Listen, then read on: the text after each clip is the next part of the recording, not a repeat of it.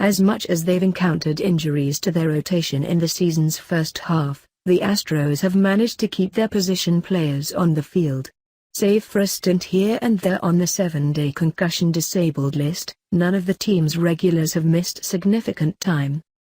As they await more information on Carlos Correa's left thumb, the Astros will hope to keep that streak of good fortune alive.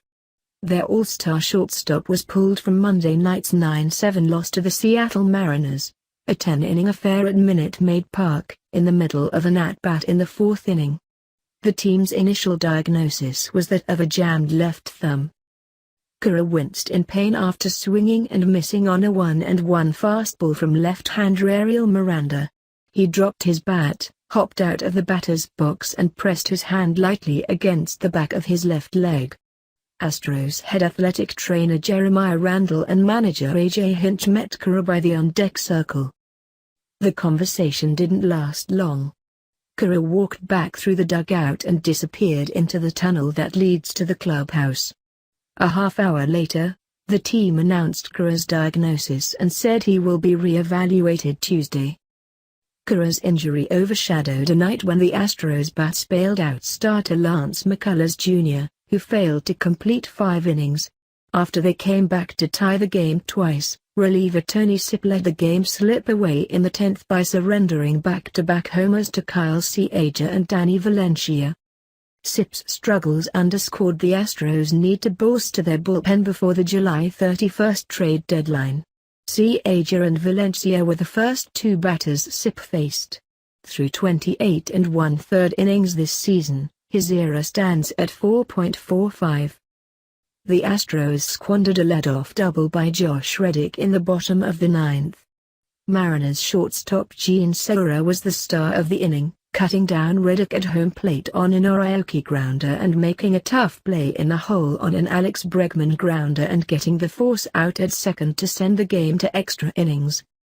3 innings earlier, the Astros transformed a 5-2 deficit into a 6-5 lead by scoring 4 times with 2 outs in the 6th.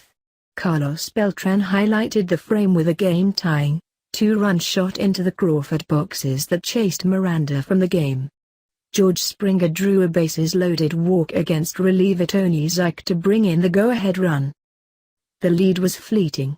In the 7th, Chris Davinsky allowed a solo shot to Nelson Cruz on a fastball over the plate.